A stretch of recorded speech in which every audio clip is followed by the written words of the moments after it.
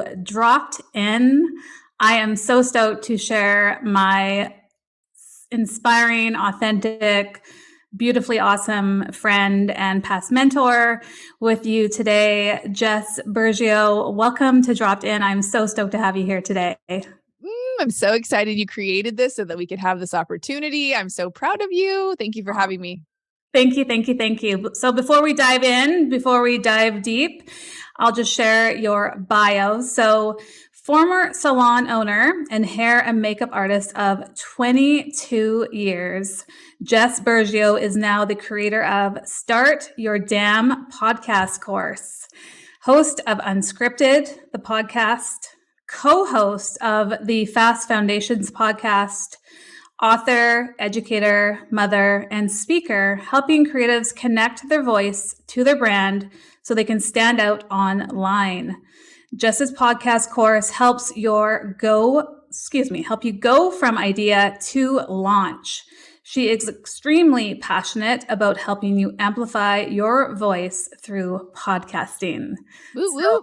Welcome, Jess. So stoked to have you here.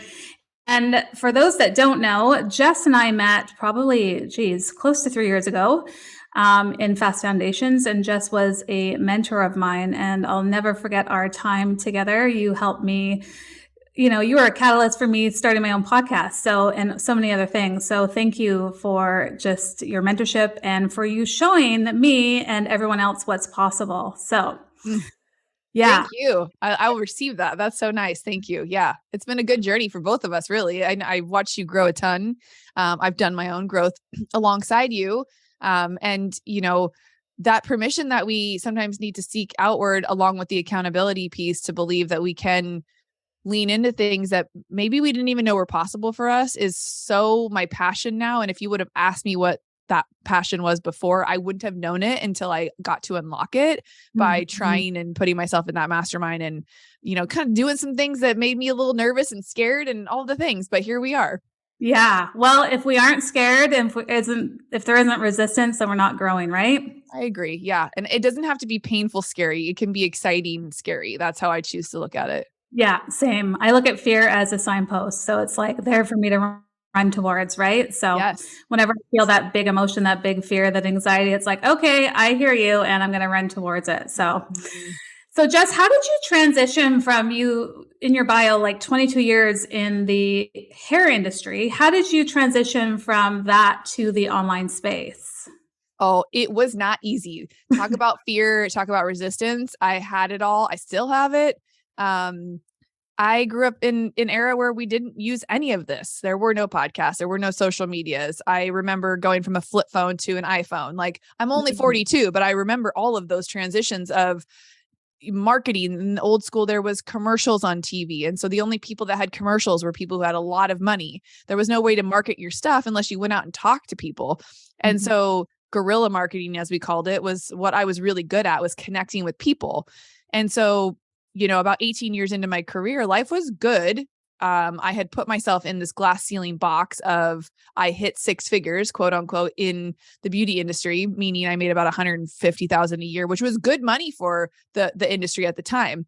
I knew it wasn't like the most I could be making in the industry, but somehow along the way, I had convinced myself that was making it in my industry. And so that box that I was in felt comfortable, but it also felt a little stifling. Like, is this as good as it's going to get? And I had kind of started my personal development journey with Lori Harder, one of our past mentors who started Fast Foundations with her husband, Chris.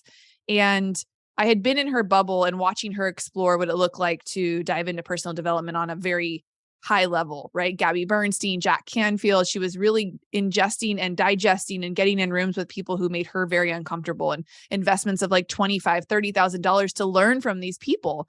And, to me, I always thought, oh, must be nice one day. Those kind of things were the way I looked at her. I looked at what she was doing. And lo and behold, we actually got to do a fitness weekend together through Strong Fitness magazine. And she gifted me a ticket to her Bliss Project, which was this in-person, all women's, basically personal development weekend. I had no idea what I was going into. And I had gone to a couple of those. The first one I went to alone, and my experience there is kind of what unlocked everything. And it was one of those aha moments, but it was also one of those, oh, fuck moments where I was like, now I know better. I'm going to have to do better. And that is really where everything started to shift and change for me. And I started to kind of explore like the whole journaling practice and what does meditation look like and who am I and what do I want and why can't I answer simple questions like what are my dreams and goals? And it was sitting in the back of the room having this workbook that I couldn't fill out that looked like simple questions that really had me thinking like, are you in your 30s going to be okay not answering these questions in your 40s and your 50s? Like you better start to make some moves on being able to answer this kind of stuff. Or you can go back and pretend like everything's fine and great and just sit in that. So I had those two choices and I picked the other one because I love the path of most resistance. That is like my MO, which is not always the best, but I'm like, ooh, which is the hardest way to get there? I want to try that. Because I'm not afraid to try things on. I'm not afraid to fail. I'm not afraid to look stupid.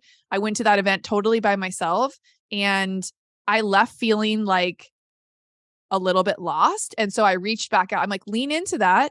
And I was like, how can I be here next year? I want to be a volunteer. I want to get in the community. I want to help facilitate these kind of things for other people. So I didn't wait till I had it all figured out. I invited myself in and I made myself useful by being a volunteer. And that them allowing me into that space is what changed everything. And that next year I was able to start answering some of those questions and I was able to start really listening to what do I want? Who am I? You know, like it sounds like such a simple question, but generally that's the thing that holds us back is we don't really know what we want so that we get confused on making decisions. And if you've ever had a bit of clarity on something, you automatically get confidence with that clarity. Like the confidence just comes as a byproduct of getting clear on something. If you've ever broken up with somebody, if you've ever said no, you're clear on why you're leaving or why you said no. And it gives you the confidence to do the hard shit. But usually we wait to feel confident before we get clear. And it doesn't work that way. And so long story short to your answer, that's kind of how everything started to shift and change. And I'd love to believe that I manifested Chris starting Fast Foundations for me because he had started an elite level mastermind, much like the ones Lori had been investing in at really high price points for people who were making close to $500,000 in their business. And again, I said, must be nice one day. And then one day he gets on his little phone and he's like, hey, you accidental entrepreneurs, I created something just for you. It's called Fast Foundations, teaching early stage entrepreneurs how to run an online business. And I'm like, oh, maybe I should have an online business. And so that's how this all unveiled. And we can get into that more, but it was the invitation into something new that felt exciting, yet scary AF, that started all of this. Oh, I am legit flooded with shivers. Soul's truth right here, my friends, Wow. So evolve or die, really, right? So I'm getting that tattooed. Wait a second. I have to write that down. It's legit. It's legit. So you're in the rooms, you're like coming up with the resistance, like kind of the confrontation, like, yes, these are simple questions, but how easy are they for us to reflect on if we're really being honest with ourselves, right? Especially when we are, as a society, told how to do things, how not to do things, who to be, who not to be, what we should do, what we shouldn't do. And to really kind of dive deep into honoring and owning your truth and leaning into, hey, perhaps this is something that I can pivot into. So I can relate to everything you shared there. I know for me, when I first got into Fast Foundations, COVID hit. And so my work was all in person. Like I was obsessed with in-person workshops and obsessed with in-person retreats, specifically in Costa Rica. And one-on-one was my jam. I resisted the online space. And I knew I had to pivot. And I knew that I had to do the things that I was resisting for me to continue to grow and expand and evolve and to share my message. And so coming into that space and receiving your support and really showing up in the online space was huge. So was it easy? No. But if it were, then what's the point, you know? Yeah. And then everybody would do it. And, you know, I think when you grow through that resistance, it challenges you to do you really want this? And I think if everything came easy to everybody, they would be fleeting moments of things we did or that we sat in. When there is resistance around it, a lot of times when you have to work for something, it just has so much more meaning to you. I don't know why. I can't explain the thought process behind that, but we all know what that feels like. If you're listening, you know, if you had to work really hard for something, it means 10 times more to you than if it was just given to you. It's a backwards way our brains work, but it just is what it is. And evolve or die is now going to be my new tagline, because before people would say, if you're not growing, you're dying. And I was like, oh, well, I don't want to have to grow every day. Some days I just want to like be planted and rooted and like spread out a little bit. I don't necessarily want to grow, like quote unquote grow. Like sometimes if we get stuck in that growth, we can't appreciate where we're at. But if you're always evolving, meaning like you can evolve through situations with moments, with your thoughts, like, and see things as an evolution versus like a journey or a destination, then you won't get so caught up on how it's happening. You allow more peace and ease and freedom of like of evolution versus like, I got to grow. Like that to me looks like more masculine. Like I want to go there and I'm doing whatever I can to get there. If I'm just evolving through the process, that just sounds and feels a little bit more beautiful. I don't know. Yeah, totally. Yeah. More deeply rooted. You're like where your feet are, but you're also into that space of expansion and evolution. So in terms of growth, evolution, expansion, all the things, why are you so passionate about podcasting? What was the catalyst for you to get into the space of podcasting? And what is the catalyst for you to create this online course to support people in sharing their voice, their message, and their gifts through podcasting? I don't think I've ever answered that question this way, but the first thing that came up in my mind is pain. The pain of the situation I was in was enough for me to finally get over my fear to start the podcast. And then the second piece of that is the pain I watch so many people go through when they're trying to start a business, an online business in particular, and they haven't grown an audience or a community or a community-based audience yet.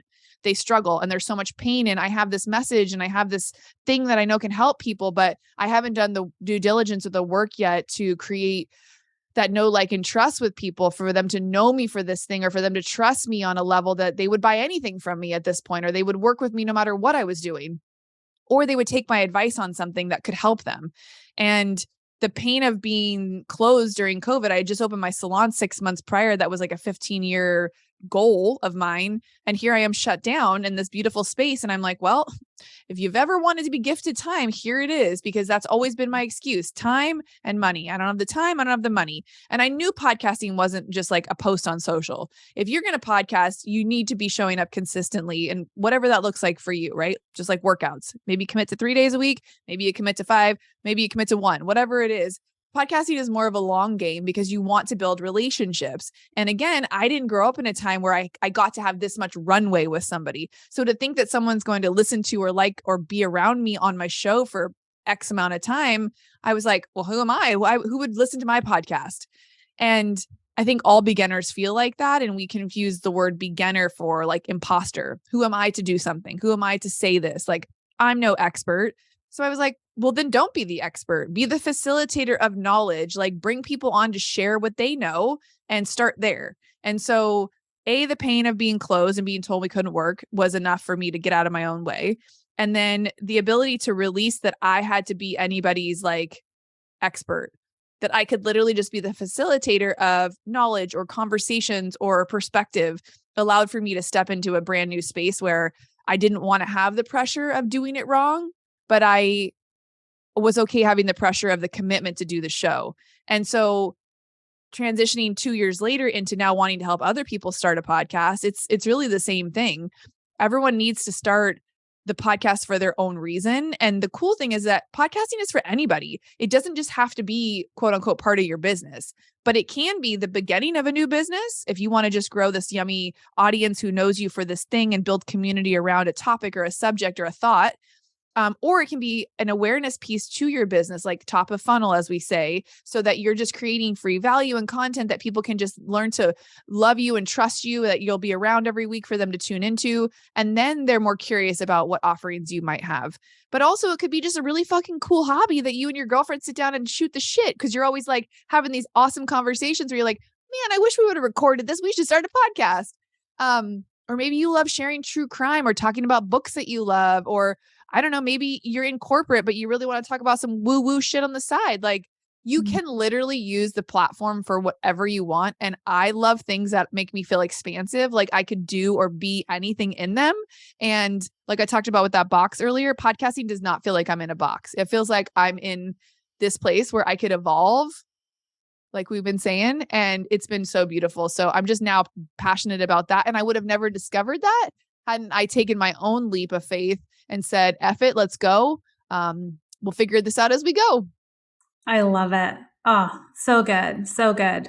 Yeah, it's funny. I was sharing with you before we recorded, but I was doing a podcast with a partner, and I realized after a breakthrough day that I experienced when I was doing my master practitioner that I was hiding not only in my business, but I was hiding in all areas of my life. And I was like, okay, like, why are you so committed to going all in on this, but you aren't keeping the promise of going all in on Megan Weir?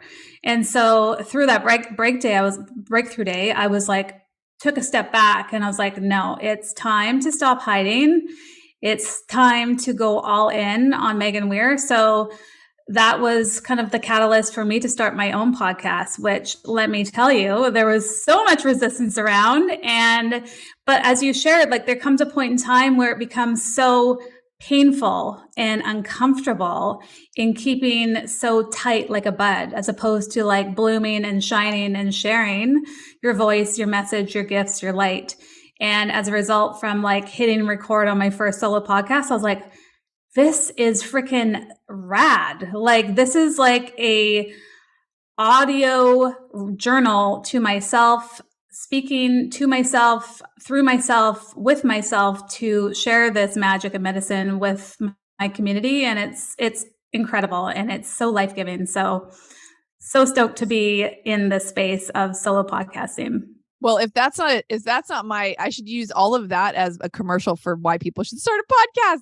You can just hear the passion in your voice. And I think a lot of people, you touched on something so important, are afraid to take up space. And podcasting feels like it's taking up space. Like, who am I to sit in someone's ear for 20, 30 minutes or an hour? But, most people are in some state of flow when they're listening to a podcast, meaning they're doing laundry or they're driving or they're out for a walk or, in the garden or something. And to be able to just have that one-on-one time with the whoever's leading the podcast, or if there's a special guest on, and just you, the listener, like you don't often get one-to-one with somebody. Like even people in your life, do you get 20, 30 minutes uninterrupted with them? And so it's such a special place to get to connect and to really open up. And I think a lot of people find themselves in other people's stories. That's why we love storytelling. And no matter how you tell a story, I should say, no matter what story you tell, even if it's similar to mine, you're going to tell it different. And someone's going to need to hear it from your voice, in your tone, with your context to it. And so that's why there's so many coffee shops, because people just like the vibe of coffee, and they might lean towards one because it has a different vibe than the other. So same with podcasting. It's not too inundated. There's not too many, like that's like saying there's too many TV channels. Now look at what we have, like 20,000 things you can, download stuff. I mean, it's just, there's enough room and enough space and enough people who need to hear from you and your version of how life is. And I think sometimes when people like Megan use words like gifts to share, I think sometimes that almost feels like, again, you're questioning your gifts, you're questioning what message you have. But there are things that you think about all the time and that mean something to you. And that's what I think I interpret her word of gift meaning. Like you have things that light you up that are just innately who you are and what you talk about. And you sometimes take them for granted as if everyone already knows that or knows that way that you think. And they don't. We're both here to tell you they don't. And so if you're listening thinking, well, someone's already talking about that or someone's already doing that. Yeah, they probably are. And use that as proof that people want to hear more of that stuff and lean into how can I give my version of it? And really, if you're going to start something or if you're going to put anything out there, tone out the noise, find people that inspire you, but stop looking at other people's shit. Focus on you and wanting to create your own stuff and stop trying to do it like anybody else. Because I promise you're never going to nail it like they did. And if you just lean into how you naturally speak and how you naturally share or what you naturally have to say, and know that that will evolve, but that you can learn as through the process of just being yourself. Yeah, I love that. Something that I always reflect on, if it's possible for them, it's possible for me. It's just a matter of how, right? Yep. And as opposed to putting people on this pedestal, it's like, oh, it's easy for them, or it might be nice for them, as you shared, or, all the things that we can come up with, all the excuses as to why we can't. It's like, no, let's reframe that. Like, if it's possible, then let me see how I can do that. How can I execute that? How can I take action in bringing this to fruition? So, one thing I see you, Jess, amongst many things, is that you're very consistent. I see that you're very consistent in how you show up online. You're very consistent in how you show up for your workouts. You're very consistent in how you show up in your podcasting and all the other things behind the scenes that I don't see, that we don't see. So I know you have your non-negotiables. What are they, and how have they supported you in building the success that you have today? My non-negotiables have kept me out of having to take medication for anxiety and depression. My non-negotiables have supported me through huge life transitions, through becoming a mom, through becoming, divorced and separated and all those things. I lean on these non-negotiable habits that I've created as a lifeline for myself. And if I were to look outward for other people to do this work for me, it wouldn't happen, and I wouldn't be where I'm at. Consistency is a muscle, just like anything else. It is something that you can work on. You can get stronger at it. And if you fall off for a little bit, it's easy to fall off, just like on our diets or our workouts or whatever. And so, the non-negotiables I have in place are really simple morning routines and rituals, and evening ones too, around the space I give myself to be myself and to explore what's coming up, how am I feeling? So I wake up pretty much every morning at the same time, whether I have to or not. It's between 4:30 and 5. I will sleep in on the weekend day, usually 1.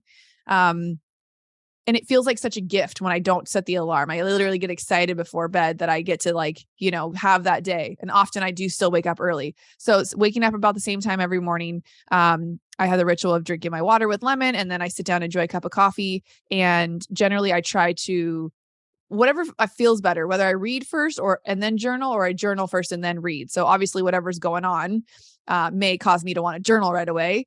Some mornings it's a free write, and I'll write a whole podcast episode, which I don't normally script my podcast episodes, but sometimes that comes out. And I've been putting myself more in I am an author, but I want to be an even better author. So carving out that writing time has been huge for me. And I resisted it for so long, even though I grew up loving to write. A lot of people resist the writing process because they don't know what to say. Mm-hmm. And when you take off the permission of having to have anything be a certain way, and just let it be, create the time for whatever to come through. And I was always so prideful of being busy and making sure every minute of my day was accounted for, and I was being massively productive. And in the beauty industry, I would double book, sometimes triple book. And I got an assistant in order to be able to bang out 3 people every other hour. And, that's just how I rolled. And so to quiet my mind and to create this time and space in the morning, there's always resistance around, oh, I should be at the gym. I should be working out longer. I should.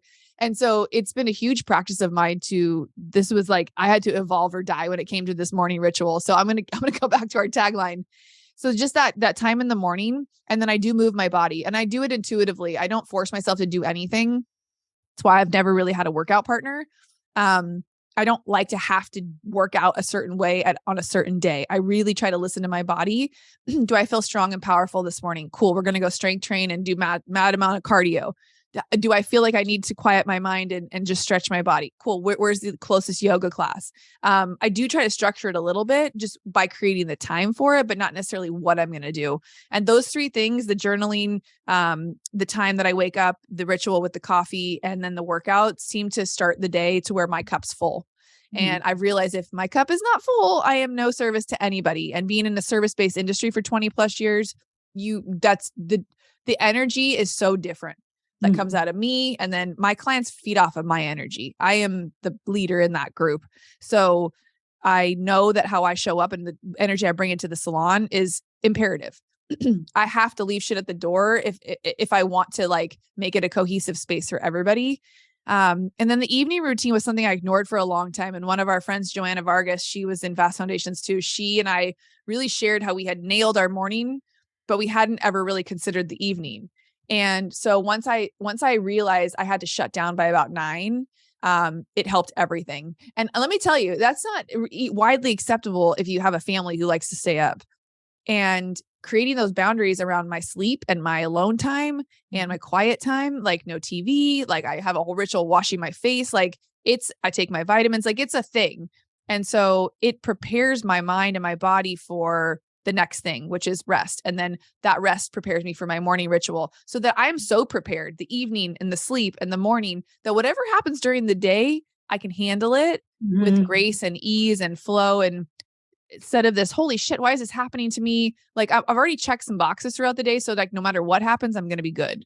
So that's where those non-negotiable habits like stand for me. And then we can get into the day-to-day stuff, because when you have clients in your life or you deal with people, you have to have boundaries. And so boundaries for me, I coach with my clients are these decisions that you make in an emotionally sound place. So you want to not implement boundaries when you're pissed off and you're like, okay, fuck this is my new boundary. No one can call me after 10. It's what's going to support me in doing the things I already said I wanted to do that morning, that evening, the sleep, whatever.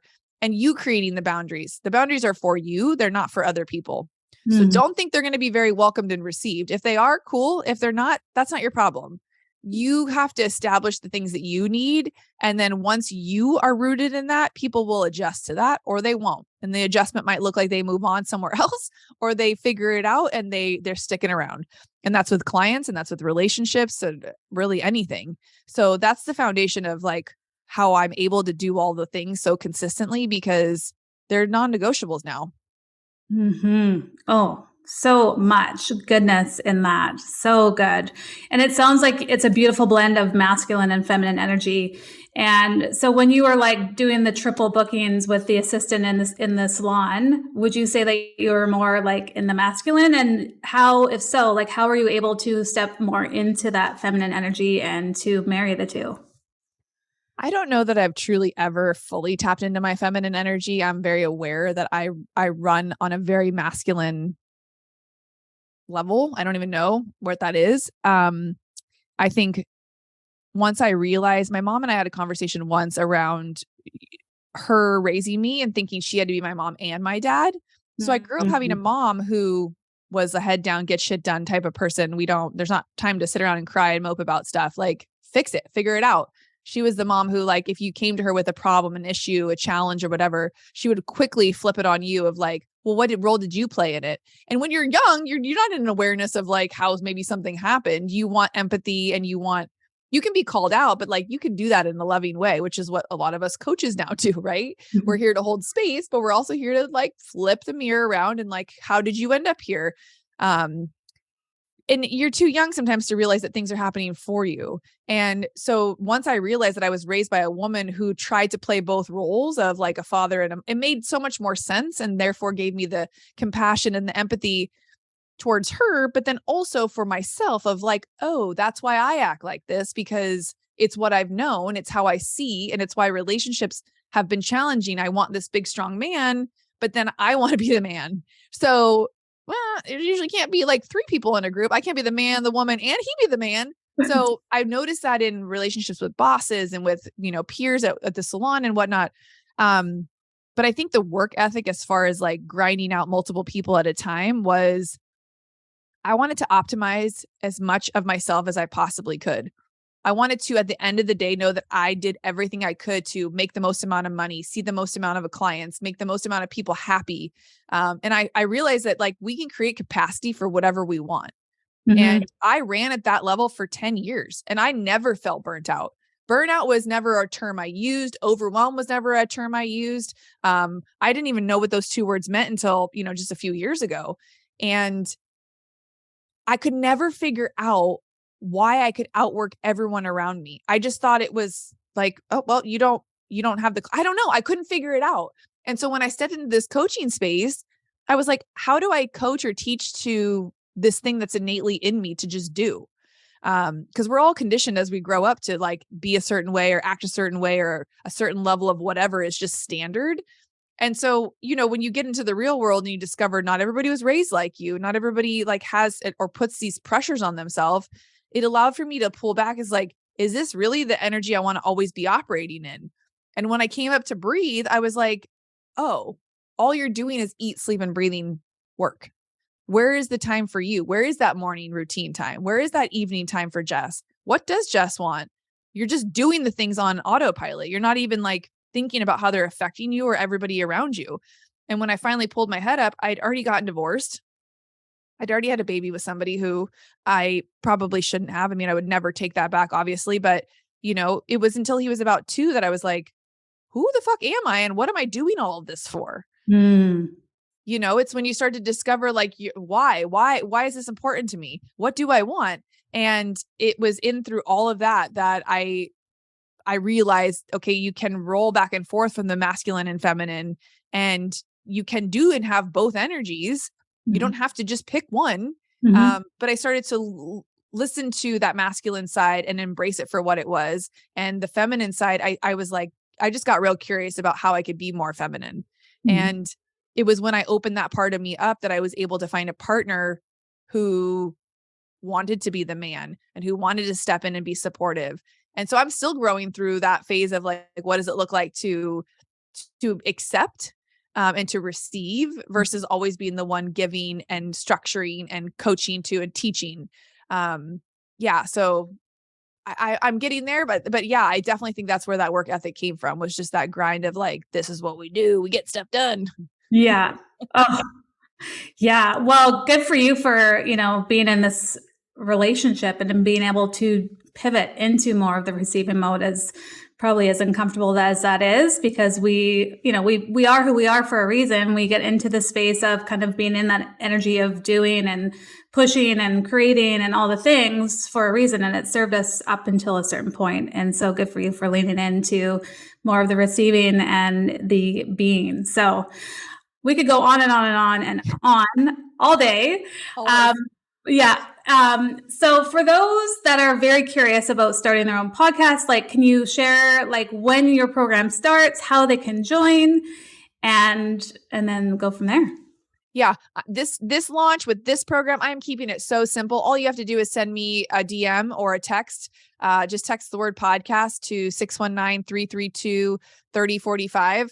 And just tell me you're interested in starting a podcast, and I will either hop on a call with you or we can have a quick voice message around what you want to do. It's the simplest, most digestible, supportive accountability course you're going to find for podcasting. I know there's a lot of great people who have podcasts that have courses out there that you can just do on your own. But I wanted to create something where you could start with somebody, a group of people, and go from idea to launch in 4 weeks, but then have that community base along with my support with a couple calls throughout the 4 weeks, and then have a place to hang out afterwards. So we're in community in my app where you can grow with other new podcasters, whether you collaborate or do whatever. So that's like the differentiator.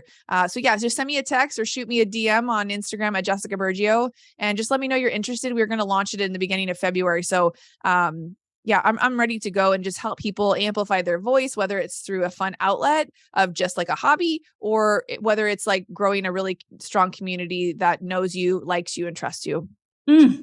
Love it. I love it. And I see how important it is for, especially if you are new in the online space of building community, you don't have a huge network, like what a great opportunity to get to know, like, and trust other people who could perhaps be podcasters with, or you could come on as guest speakers. So yeah, what an awesome offering you have. So I want to add one more thing, because I just had this conversation this morning and it took somebody else saying it for me to admit it.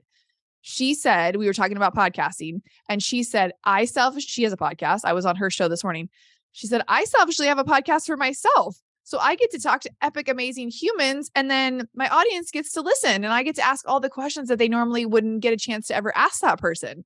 Mm-hmm. And I was like, I'm so glad you said that, because I selfishly have the podcast for myself for that same reason.